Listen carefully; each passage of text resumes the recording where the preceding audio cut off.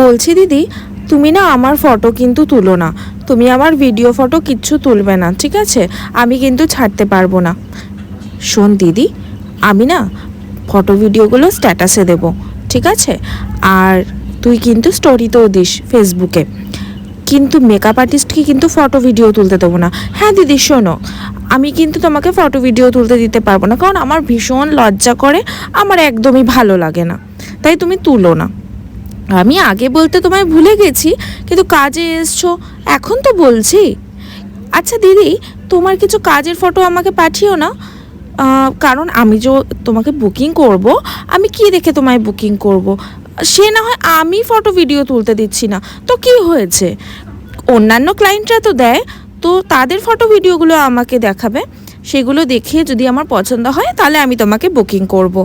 আর হ্যাঁ, আবার বলে দিচ্ছি, আমি কিন্তু আমার ফটো ভিডিও তোমাকে তুলতে দিতে পারবো না। তো বলছি কি বোন, যদি সবাই এরকম করে, আগের ক্লায়েন্টগুলো যদি এরকম বলতো, তাহলে তুমি ফটোগুলো কোথার থেকে দেখতে, তুমি ভিডিওগুলো কোথার থেকে দেখতে, আমি কীরকম কাজ করি তুমি সেটা কি করে জানতে বলো? তোমার অসুবিধা, তুমি আগে বলো, তাহলে আমি তাহলে বুকিংটাই না নিয়ে রাখি, আমি তোমার জায়গায় অন্য বুকিং নিই, ঠিক না? আবার এক একজনের তো আরও বড় বড় প্রবলেম। আমার এই শাড়িতে অনেক ইতিহাস লুকিয়ে আছে, একটাও সেফটি পিন তুমি মারতে পারবে না, কিন্তু আমার শাড়ি যদি কুঁচকে যায় তাহলে কিন্তু তোমারই দোষ, ঠিক আছে? তাহলে কিন্তু আমি তোমার নামেই বলবো যে তুমি ভালো করে শাড়িটা পরাওনি। কিন্তু হ্যাঁ, সেফটি পিন কিন্তু একদম ফোটাবে না আমার শাড়িতে, কারণ এই শাড়িটা আমার অনেক প্রিয় একটা শাড়ি। তা বলছি, সেফটি পিন যদি আমি না দিই, মানে কি ভগবান এসে কি ভেতরে ঢুকে ধরে থাকবে আপনার শাড়িটা? সেটা আমি জানতে চাই। মানে এরকম যে কত অদ্ভুত অদ্ভুত যে কথা, মানে আমাদেরকে শুনতে হয় প্রতিনিয়ত, কি বলবো। তার উপরে আরও প্রবলেম, সেটা হচ্ছে মেকআপ আর্টিস্টরা এখন খুবই ফিল্টার মেরে স্মুথ করে ফটো ভিডিও ছাড়ে। তো সেক্ষেত্রে ক্লায়েন্টরা ভেবেই বসেছে যে মেকআপ করার পর হয়তো একদম স্মুথ ব্লার হয়ে যাবে স্কিনটা। আরে ভাই, টেক্সচারগুলো যাবে কি করে? এখানে এই জন্য আমি সামনে থেকে একদম দেখিয়ে দিয়েছি, আমি নানান রকমভাবে এই ভিডিওতে দেখিয়েছি, যেরকম নর্মাল সূর্যের আলোতে দেখিয়েছি, রিং লাইটের আলোতে দেখিয়েছি, এবং রিং লাইট ছাড়া শুধুমাত্র ঘরের আলোতেও দেখিয়েছি, এবং সামনে থেকে মেকআপটা দেখতে কীরকম লাগে সেটাও দেখিয়েছি, এবং দূর থেকে মেকআপটা দেখতে কীরকম লাগে সেটাও দেখিয়েছি। তোমরা ভালো করে দেখে নাও, এবার দেখে নিয়ে যদি তোমাদের মনে হয় যে হ্যাঁ ঠিক আছে, তাহলে পরে আমাকে বুকিং করো। আচ্ছা, এছাড়া আরও ব্যাপার আছে, সেটা হচ্ছে আমার কাছে প্রচুর রিভিউ আছে, অথেন্টিক রিভিউ। আমার রিভিউ কিন্তু ওই বানানো রিভিউ নয়, ঠিক আছে? আমার সবই অথেন্টিক রিভিউ। ওই নিজে 8-10টা নাম্বার সেভ করে নিয়ে, নিজেদের বাড়ির লোকের নাম্বার সেভ করে নিয়ে রিভিউ আমি ওই সব করিও না।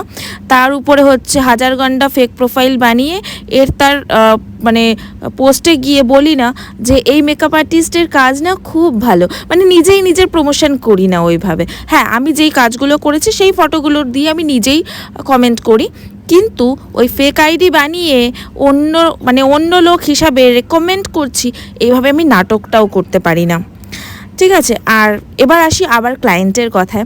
তো হ্যাঁ, আমি না তোমাকে 1000 টাকা দেবো।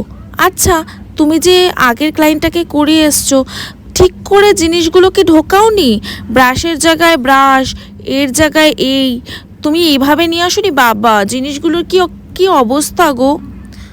বলছি দিদি, তোমার 1000 টাকাতে মানে কি বলবো, আমি তো ভাবছি যে 10,000 টাকা খরচা নিজের পকেট থেকে করে অনেকগুলো হেল্পিং হ্যান্ড নিয়ে যাব, ঠিক আছে? তারপরে গাড়ি ভাড়া টাড়া এগুলো সব আমি আমার পকেট থেকেই দিয়ে দেবো, চিন্তা করো না, ঠিক আছে? কারণ তোমার তো আগের জন্মের টাকা আমার কাছে রাখা ছিল, কি করা যাবে বলো? যাই হোক, এবার আসি, অনেকে হয়তো জানতে চাও, আমি আজকে ওপেনই জানিয়ে দিচ্ছি এখানে যে আমি কত টাকা কিসে চার্জ করি। সেটা হচ্ছে পার্টি মেকআপ আমি 2000 টাকা থেকে আমার কাছে স্টার্টিং, এবং সেটা কিন্তু খুব তাড়াতাড়ি বাড়বে। এবং যেটা ব্রাইডাল রয়েছে, ব্রাইডাল রিসেপশন, এগুলো শুধু ব্রাইডাল বলো বা শুধু রিসেপশন বলো, আমার কাছে 10,000 থেকে স্টার্টিং রয়েছে, এবং অনেক হাই প্রাইস অবধিও আছে। ঠিক সেরকমই পার্টি মেকআপও কিন্তু 2000 থেকে এই মুহূর্তে স্টার্টিং আছে, অনেক হাই প্রাইসেরও রয়েছে। এবং সব কিছুর চার্জ মানে পার্টি মেকআপ বলো ব্রাইডাল বলো এগুলো চার্জ খুব তাড়াতাড়ি বাড়বে।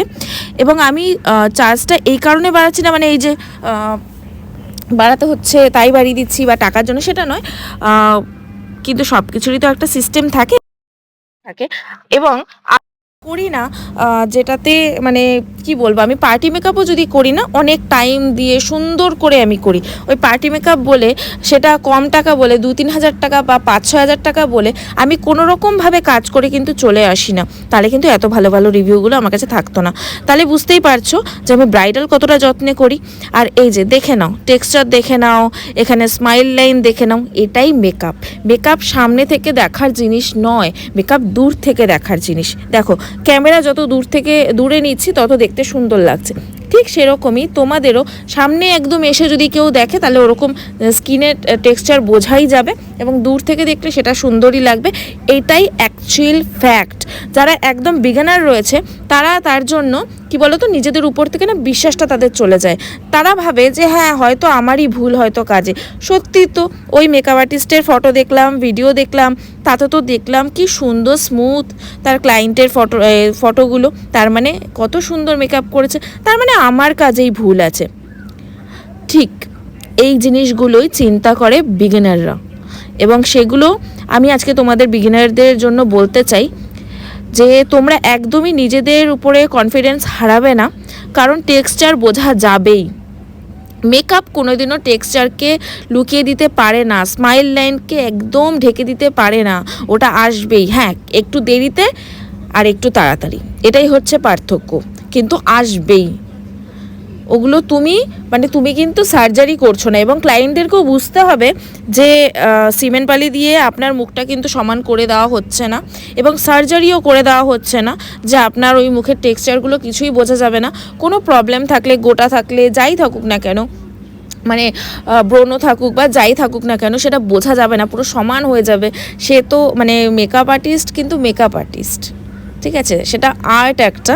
মেকআপ করে সুন্দর আপনার যে সৌন্দর্যটা সেটাকে আরও সুন্দর করে ফুটিয়ে তোলা, এটা হচ্ছে কাজ।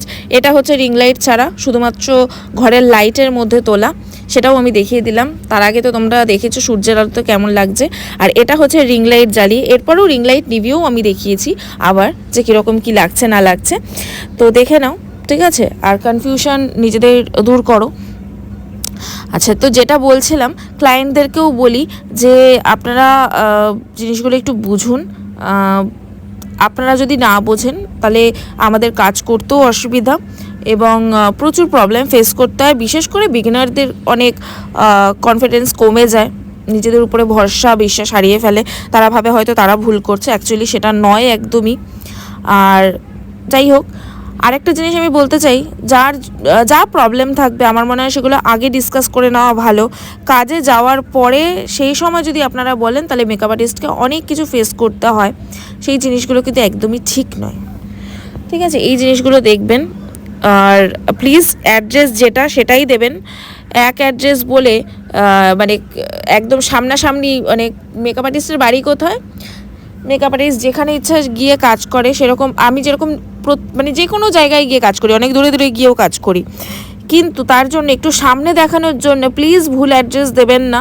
আপনারা মনে করবেন না আমাদের এত দূরে অ্যাড্রেস বললে পরে হয়তো চার্জ বেড়ে যাবে। হ্যাঁ অবভিয়াসলি দূরত্বের উপরেও চার্জ হয়, কিন্তু প্লিজ মিথ্যে কথা বলবেন না অ্যাড্রেস নিয়ে।